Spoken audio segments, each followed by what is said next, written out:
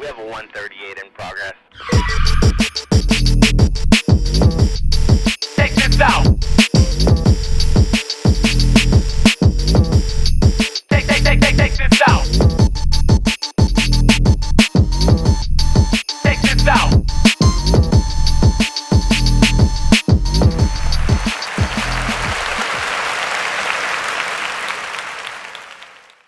How's it going, everyone? This is your host, D-Nag, and this is your co-host here. Natsu. Partnering with ReaperApparelCo.com. DNAG24 gets you 10% off. Don't forget. And per usual, W Energy. Use code Natsu712 for 10% off. I wasn't even looking at the camera when I said that. Gotta love it. So, this episode's going to be a little different in light of the Super Bowl coming this weekend. And the trade deadline just passed yesterday. A lot of big stuff happened, so we figured take a turn for a different change for once, and we're going to talk about it. And a quick disclaimer. I pretty much know nothing about sports. And this is just opinion. This is just opinion. Also, disclaimer: this is just opinions, not facts. This is just our opinions. So really, just take it for what it is. And if you want to let us know about your opinions about this in the comments, let us know. Just post it down in the comments. We'll see what happens. So, first we want to talk about is the Super Bowl. It's coming up on Sunday. It's gonna be a great game. It's the Chiefs versus the Eagles. So we're gonna get our what do you want to call it? Predictions out. Chiefs. So I'll let you go first. Chiefs. Chiefs by how many points? However many Mahomes feels like. That's my homie. Okay.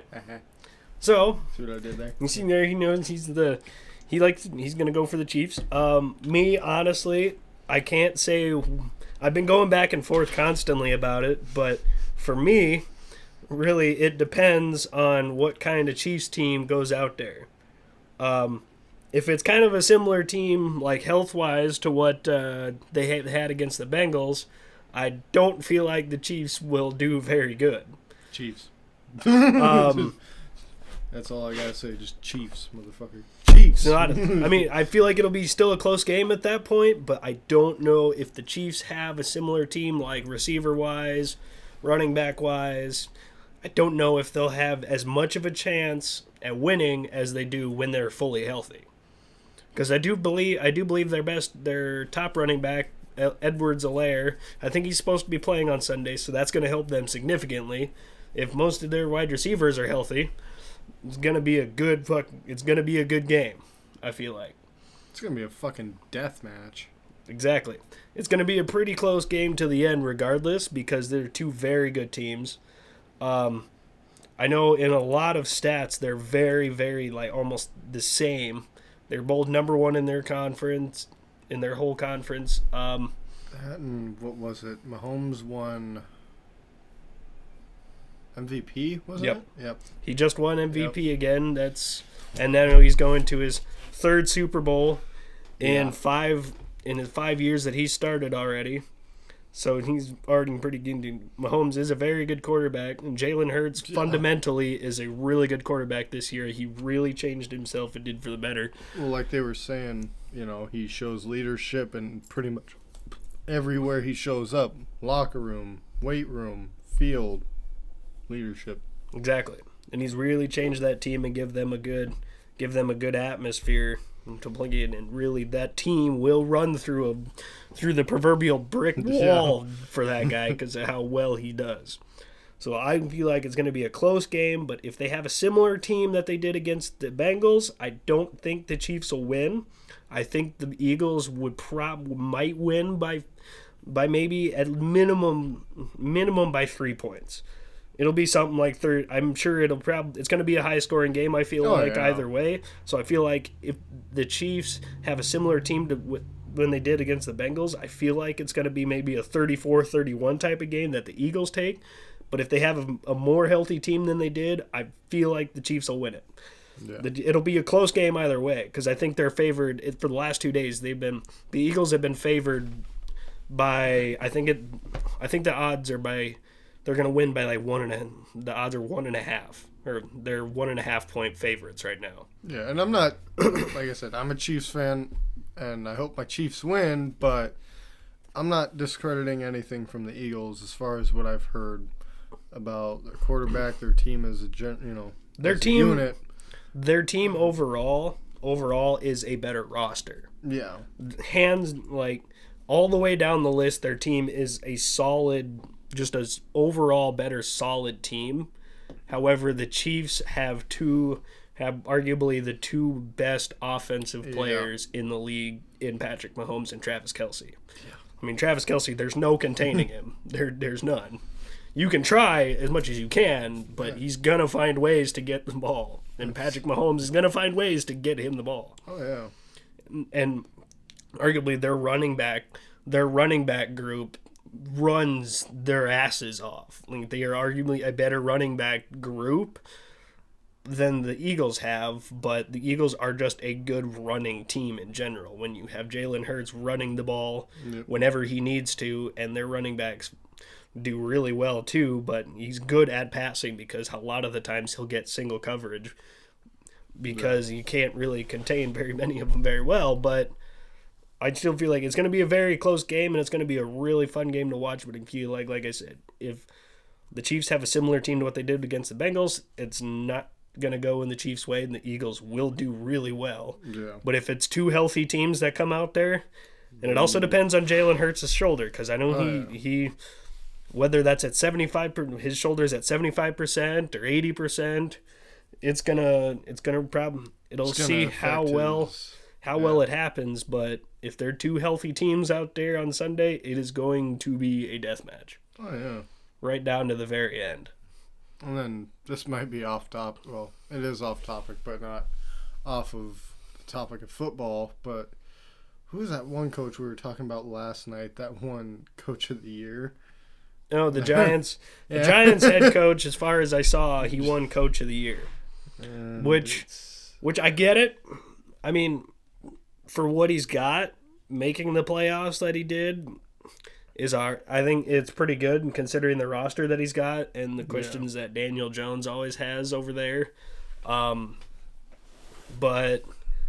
in the sense of, and I may be biased because I'm a Steelers fan, but the fact that Mike Tomlin alone has had 16 consecutive seasons over 500. I mean, yeah, it's just an accomplishment, but not going that many years without going under 500 feels to me like more of Coach of the Year type. But then again, we almost expect it from him at this point, so it's kind of give and take. But I don't know. I mean, it's okay. I mean, I can respect the fact that he got it because he got his team to play together so well to the point where they made the playoffs, and then they made it to the second round, I think. I think so, yeah. I think they did. I heard something about Giants making it somewhere. Yeah. But either way, I respect it. I respect everybody. Justin Jefferson got Offensive Player of the Year, which he's a really good wide receiver. But yeah, there's a lot of good players out there now. Oh, yeah. And especially Patrick Mahomes is arguably one of the better quarterbacks in the league right now, and so is Jalen Hurts.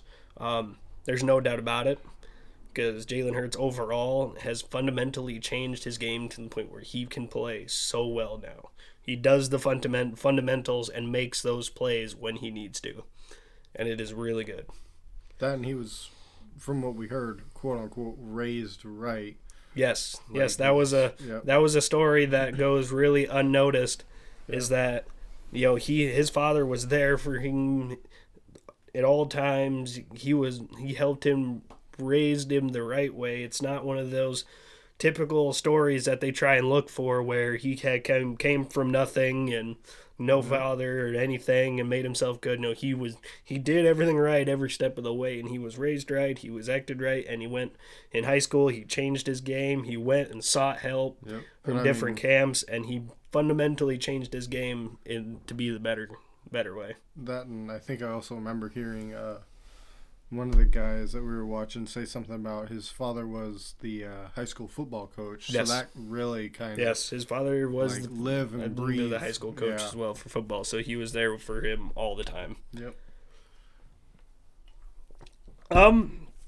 So that's going to be it. I think it's going to be a good game to watch. I'm excited for what happens for next year when next season again to see where if Aaron Rodgers decides to come back to Green Bay or decides if he doesn't. I don't think he'll retire, but it'll also be interesting to see because I feel like we get this every year. To see, it's always a question for Green Bay: is he coming back? Is he not? Right. Is he gonna go away? Is he not? So it's really hard to say. But I mean, for them, I think they really should. Honestly, I feel like the better choice for them would be to move on from Aaron Rodgers and get out from underneath that stone that they're under, that he's held them under. Is I hold the future in my hands for you guys because it's if I decide to come back or if I decide to leave, which he kind of doesn't. I mean, Aaron Rodgers is a good quarterback. No, don't get me wrong. He's a great quarterback, and he can obviously play it. If he gets the right team, he can play for get an MVP again if he chose, but they always get to the playoffs and they always do really well. And then that's it. They're more of a regular season team, kind of like Dallas. In that same topic as well, is Dallas. They'll do great in the regular season. Those teams will do great in the regular season, and then when it comes down to it in the playoffs, they miss it. And they're a regular season team. They're not a good playoff team sometimes, because it seems like it always gets down to that. They get the top seed and all that. This year they didn't get the top seed, but they always seem to get to the playoffs. Everybody's good on them, everybody's high on them, and then they just stop. Speaking of people retiring, and I'm gonna say this, and I don't really care if I hurt anyone's feelings. Just a quick disclaimer for me, I don't really care. I am happy Tom Brady's finally packing up and going home. Yeah. I get he has all the stats in the world, and he's done this, and he's done that, and people in the comments are probably going to go for my throat when I say, to me, he's honestly just another football player that has great accomplishments. Can't take that away from him. But like the one guy said, I thought he was going to definitely come back, because why would he leave on a losing record? Like, I'm trying to remember what he said exactly, but leaving on such a... Well, that's this year. It's gonna. I mean, he as far as I heard today, he filed the official letter with the NFL and the NFLPA that he is actually retiring. But it's gonna be definitely hard for him to. It's gonna be hard for a fact that that team got absolutely destroyed by Dallas. Oh yeah. And got knocked out of the playoffs first round. I mean, they got thoroughly beat in the playoffs this year. It's definitely going to be a hard thing for him to take that as a competitor and as a great quarterback as he was, because he is arguably one of the greatest quarterbacks to ever play football. I mean, he did so well for so long that he could be one of the greatest quarterbacks to ever play the game, because he did so well. But it isn't going to really stick him to the fact that the last game he ever played, he got thoroughly beat down by Dallas and got knocked out of the playoffs first round. But I think it does actually sound final this time. Yeah. But it wasn't like a big thing this time, that it was just, I'm done. Sorry, buddy. It was a quick video in the morning, so nobody else leaked it, because I think that honestly what did it last year for deciding him to come back is that it was leaked that he was retiring before he could ever get his words out of it. Then he's like, well, okay, yeah, I was considering retirement, but I think it wasn't really fair to him that it got leaked that he was going to be retiring before he even got to say anything about it. So then he comes back for another year, and then the fact that they got thoroughly beat down by Dallas is like, okay. Then he got to say it for himself this time without anybody else saying it first. It was a question, yes, but he got to say it himself, announce it himself, and be like, yes, I am done this time. And he says for good in the video that he posted, which it does definitely seem like it's one of those final things where it's like, okay, I am done. And then filing his letter with the NFL and the NFLPA this year to actually announce that he's tired and he's eligible for the Hall of Fame in 2028 now, I think, because of that. Which obviously I don't doubt in a single doubt in my mind that he's going to be a first ballot Hall of Famer when he's eligible. Yeah. Probably along with Gronk, but and J.J. Watt. He's also eligible for the Hall of Fame in 2028. But I think it's definitely going to be a for sure thing this time that he's finally done. And another person that has been in a bunch of headlines and articles this past week, as far as I've seen, when it comes to the conversation of GOAT, is LeBron James finally breaking that record. He finally passed Kareem Abdul-Jabbar for the number one all-time scoring record. And I mean, a lot of people, just on Facebook, I've seen are really going for some of, people from our generation who are saying, system was different back then. LeBron's a fake GOAT and blah, blah, blah. But it's like, come on, man. Look at the stats. It doesn't matter what the system was back then. It doesn't matter how the points were set up back then. The game has been the same.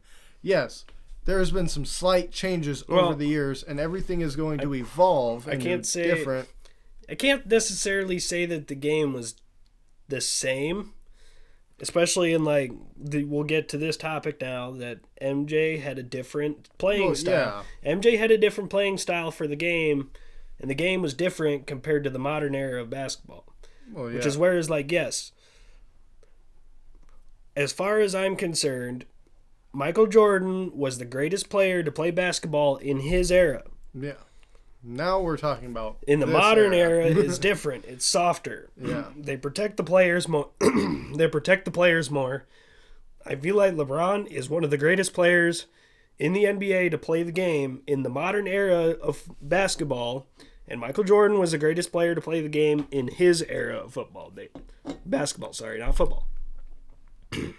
But still, you can't take away from the fact that it is a great accomplishment to hit number one, to pass Kareem on the number one all-time scoring list. Yeah. Because Kareem held that number one spot for 38 years. And somebody came in year 20 and passed it and is still playing at a very, very high level in year 20. And they're still losing. Mm-hmm. I mean, even in this year, every time he passes something and he gets a major accomplishment, they lose. Yeah. They've lost every game that he's made a major accomplishment, like this one. He passed number one all-time on the scoring list. Well, they lost. They lost that game to the Thunder. He's passed several accomplishments, like I think he also hit number one on the all-time scoring list for including the postseason, I think it was. A little bit ago. I'll check it really quick. And he passed that as well. Yep. But then they lost that one too. Where it's like, and it's also, but I probably got that wrong, but either way, any major accomplishment that they have, that's just the all-time scoring list. But that the Lakers team really for some reason it's always complex because it's like when you have LeBron on your roster, you have to make changes and major changes to cripple your future to win now because he's so far in that you have no other choice. Which is where I know they made a huge trade in a lot of big changes in the trade deadline. Yeah. Trading away Russell Westbrook and getting what was it, Malik Beasley, D'Angelo Russell, and Jared Vanderbilt from Minnesota. I think they made a lot of good changes that changes up that roster because all three of those players upgrades from what they had. Oh, yeah. I can see it. Having a good, consistent three-point shooter in D'Lo and Malik Beasley is going to be a huge, huge help because that's really what you need to put around a player like LeBron is get shooters that can consistently shoot the ball. Because I think it's said that D'Lo has a better 3-point average than about like 5 or 6 of their guys on their roster. Oh yeah, Combined, I think it was. Let's see. No, I don't. And really, it was a good trade. Trading Patrick Beverley away for Mo Bamba was, in a sense, once you get players like D'Lo and Malik Beasley on the team, there's really a huge and having Dennis Schroeder on the team is a really huge guard what's the word I'm trying to for it? Traffic jam almost. It's you have so many guards you don't do with them, and they don't have very many power forwards and centers, players that can play down towards the basket, which it makes sense. It makes sense to get a player like Mo Bamba, especially when Anthony Davis can't stay healthy for very long, which is not discrediting Anthony Davis, but he can't stay healthy for very long. And when he's healthy, he can play good, but you need somebody else that can come in. Now, would I take Thomas Bryant, or would I take Mo Bamba over Thomas Bryant? The upsides to Thomas Bryant, I think, are a little better sometimes than Mo Bamba, especially because he didn't ever get very many playing minutes in Orlando, I don't think. But I don't think I would take Mo Bamba over Thomas Bryant, but that's just me. But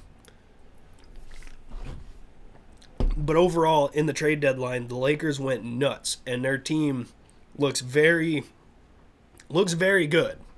With only having 27 games left in the season and how low they are on the standings,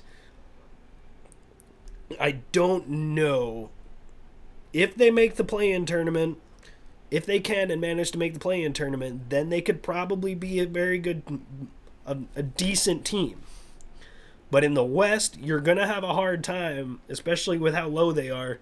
You're going to have a hard time going up against huge teams that are in the West now. Because the West is a very confined division. Anybody can make it. Anybody can take that and lead the West. Especially with how Phoenix now has, on paper, has one of the best Western Conference teams in the league now. Getting Kevin Durant and having now a huge big four in Chris Paul, Devin Booker, Kevin Durant, and DeAndre Ayton is absolutely huge. Now, losing the parts that they did in Mikal Bridges, Jay Crowder, and Cameron Johnson, that one, I'm very, very well surprised that they didn't have to give up one of their big stars for it. Especially, I'm really surprised they managed to hold Devin Booker after that trade, because with a guy like Kevin Durant, when he's on top of his body, when he's on healthy, he's an all-star. He's a great, great player. So I'm surprised you only have to give up 3 players like that just to get Kevin Durant. So now that they do, and as far as I'm concerned, if you have that big four, that is, if they can stay healthy through the playoffs, you're pretty much fucking... That is a very, very hard team to beat. Yeah. Now, right now, if the season ended today, I think they were the 5th seed. So, going through the middle of the field like that, if they stay healthy and get chemistry very early, and get their chemistry figured out very early, they're going to be a very hard team to beat. And at the same time, I'm very interested to see how Dallas plays now. With getting Kyrie Irving and pairing him with Luka Doncic through the rest of the season, excuse me, Whether he plays or not, whether he plays there next season or not, is another thing. Whether they figure out their contract extension in the offseason. But having a backcourt like the likes of Luka Doncic and Kyrie Irving is going to be absolutely nasty. I mean, that is a lot of scoring in the backcourt alone. And really good players. But I do think the Phoenix Suns can be one of the favorites to win the West if they stay healthy. But then again, you also run into the fact that you gave up a good defender like Mikal Bridges and Cameron Jordan. Cameron Jordan plays absolutely hard sometimes. I was about to say, right now the Phoenix Suns are actually 6th seed in the Western Conference. Okay. And I think, Denver is 1. Okay. So, but you run into the issue now. You have so much scoring on one team. Who's playing defense? I mean, Kevin Durant can play good defense, and Devin Booker is a great player. But DeAndre Ayton only decides to play defense and decides to go get boards when he wants to. I mean, the Phoenix Suns reluctantly gave him his money to keep him happy. If he decides to play defense, they're going to run into that issue where you're going to have to try and outscore teams as much as humanly possible because no one really plays defense very well. Because you lose a guy like Mikal Bridges he's a really good 3-and-D player. oh yeah. So that's going to be the issue, but I mean, it's going to be hard. But that's that. I mean, Brooklyn got 5 first-round picks alone off of that too. So Brooklyn's going to be pretty well set up, especially getting Spencer Dinwiddie back. That was an interesting trade to see too. Is getting him back after he left. Spencer Dinwiddie is a really good player. So they have a good, interesting roster now, and Ben Simmons has also always been kind of a question mark on that team, or even in general when he was in Philly, but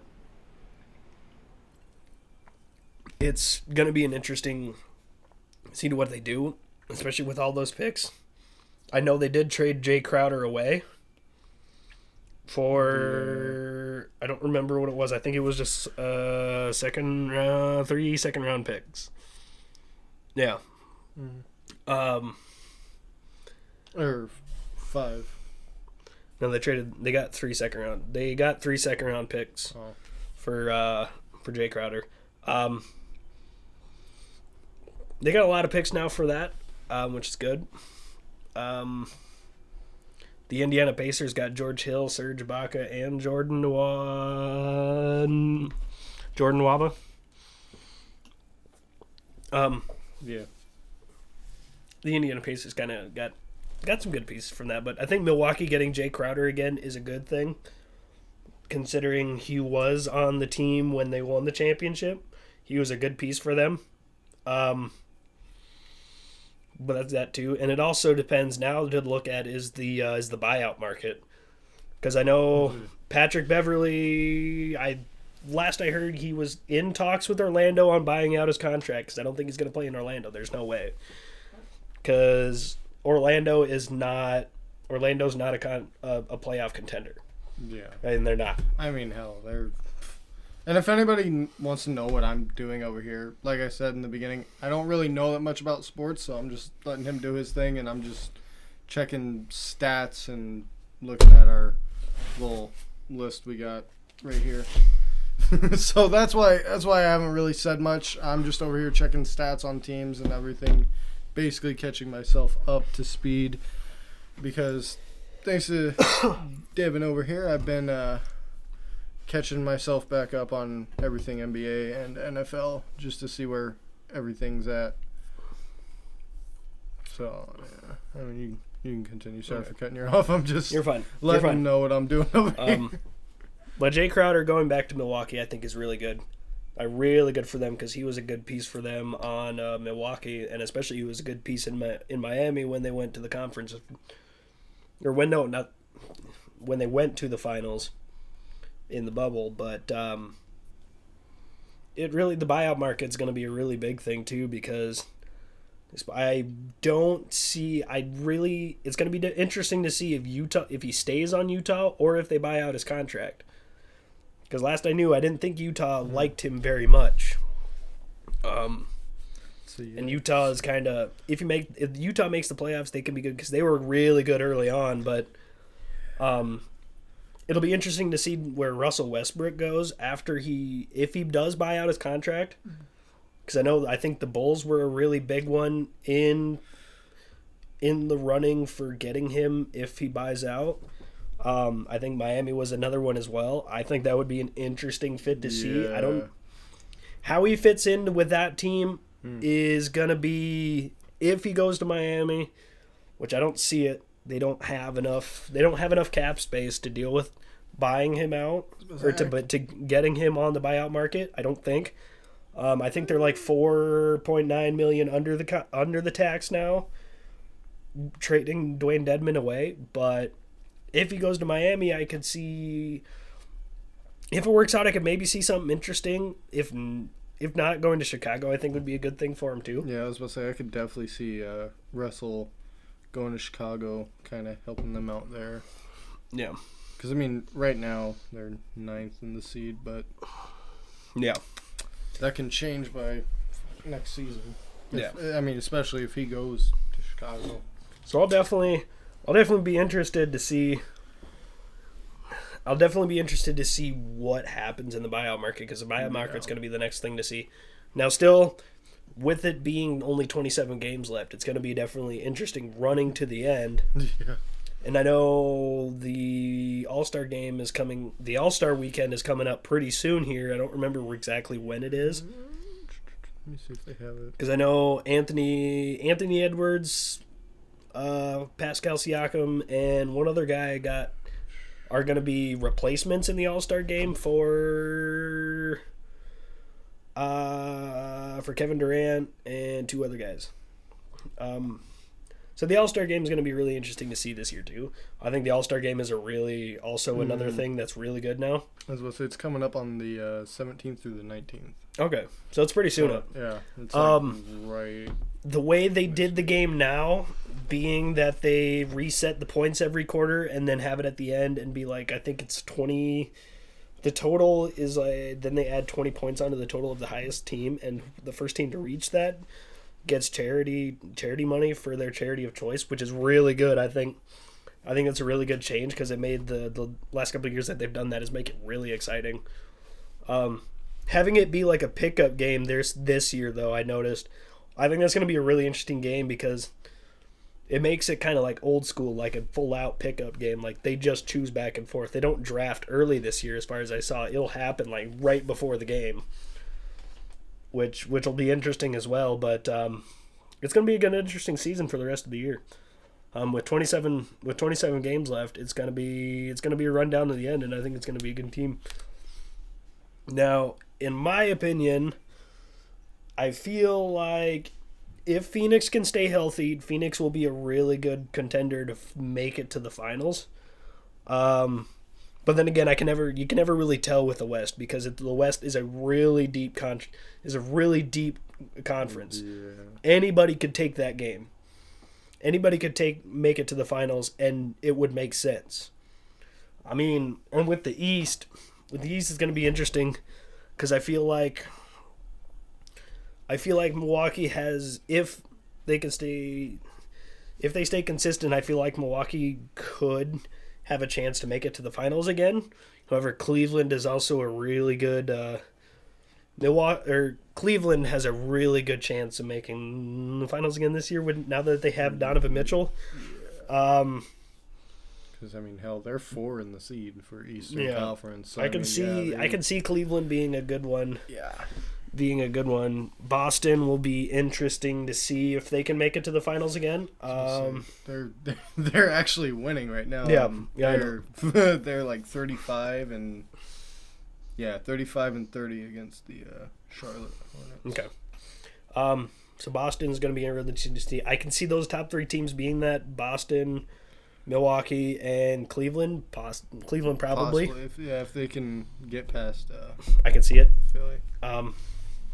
But that's just me. I could see. Hopefully, maybe Miami can figure something out with what they're doing. Because even now, like you said, with 27 games left, they could still do something and bounce back up the standings. Yeah. I hope, me personally, I'm a Miami fan, so I hope Miami can do something, but the fact that they didn't do anything in the trade deadline really kind of worries you. I mean, I'm used to it, but as far as I heard, there wasn't very many teams that were willing to take Kyle Lowry, which, I mean, it makes sense. Kyle Lowry it was a good player for Toronto. He hasn't really shown that this year, which that team's been struggling this year, but hopefully Victor Oladipo can actually do some, actually come back strong and really strong and start doing some good stuff. That team just really got to figure it out. They got to get a better star when it comes to being next to Jimmy Butler and Bam Adebayo, which maybe if they get Russ or if Patrick Beverly, maybe they get try to go after Patrick Beverly if he buys out his contract there too. It's hard to say. So it'll be a really interesting end of the season to see. I'll be looking forward to the Super Bowl on this Sunday though. I'm really interested to see how that goes, but also can't wait to see who ends up. It's going to be a little bit of time, but I can't wait to see who makes it to the NBA Finals. Yeah, because like I said, the standings I'm looking at right now for both conferences can definitely change. Oh, yeah. Especially with the West. You're looking at the West, yeah. It's anybody's game. The West, and I mean, hell, even some teams in the East could make a difference within these 27 games, and these standings could be totally different next time I check them. Yeah. But with that being said, I think that covers a lot of what happened in the trade deadline. Yeah. Minnesota, I don't really understand why they gave up those three to me. Giving away somebody like D'Lo, especially when, for me, with them trading away players like that, in my opinion, I totally think that they had to do something because Minnesota has not been doing as good as they could have this year.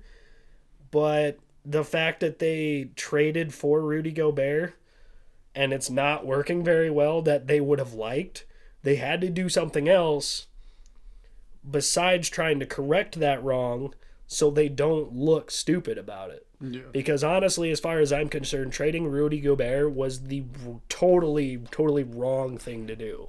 I mean, yeah, it looks good on paper being the Twin Towers is what I think they called it. With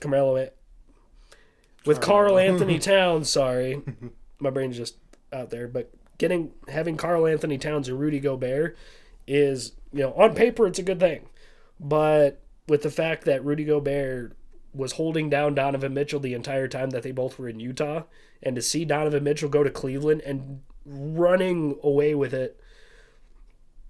Should have told you probably not a good thing because the whole team suffers for it. Because I think the team, as far as I remember, the last time I checked, has a better record when Rudy Gobert is not on the court compared to when he is. Now, I know Karl Anthony Towns has been injured for almost like 3 months now, but they had to do something with the fact that their team's not doing as well as they could have. And they can't correct the wrong that they did in trading for Rudy Gobert. But so they had to do something to not look stupid, but they still it was not a very good trade, and it has not been working out for them very well at all. So I don't know why you'd give up D'Lo for that, because I think D'Lo, Anthony Edwards, and Cat was a better trio than having Gobert on the team, because they made it pretty far without Rudy Gobert on the team compared to this year. But that's just me again. But that's about it. I don't understand why Minnesota did that. I really don't. It was a really huge thing for the Lakers, though, because the Lakers look really good. And I know why they traded. I mean, I don't know why they traded Westbrook, but I'm not gonna get into that. But getting out of his salary that they had to pay him, his like $47 million salary, I think got them a little bit easier. Now, trading that 2027 first round pick again was a really hard thing for them, but they had to do it to correct the wrong because it just Westbrook, LeBron, and AD just is not working. It just wasn't, especially when AD can't get healthy. But I think the Lakers look really good. I think they did a good job in the offseason. Brooklyn looks good. I think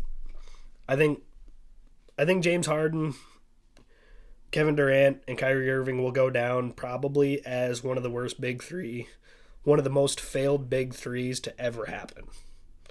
They had one playoff series win, and they played like a total 16 games together. I mean, it wasn't even. They will probably go down as one of the worst big threes to ever happen. Yeah. Since the start of big threes when LeBron took his talents to Miami. That team was a good team because they had a lot of stars on it. They had a lot of good shooters. But that's what I think. So I've got nothing else. I think that's pretty much it. We covered Brooklyn, LA. I mean, Utah looks okay. I don't know what they're. It'll be interesting. The buyout market, I'll be definitely interested to see what happens there. So, you got anything else to add? Nope. All right. So that's probably going to be it. I mean, it'll be interesting to see the Super Bowl, the trade market, the buyout market is going to be really interesting to see now with maybe Patrick Beverley, Russell Westbrook, all those players. That's about it. I've got nothing else in the East, so we're probably going to end it now. I'm talking for a minute. So without further ado, we will see y'all in the next episode on the next Friday. So without further ado, have a good night or good day or good morning whenever you're seeing this. And don't forget, sometimes all good things are meant to come to an end. Sometimes it happens, but just because all good things come to an end doesn't mean they can't be reborn again in a better situation. Mm-hmm. That's just something on my mind, so I had to say it. So without further ado, we will see y'all in the next one. Deuces.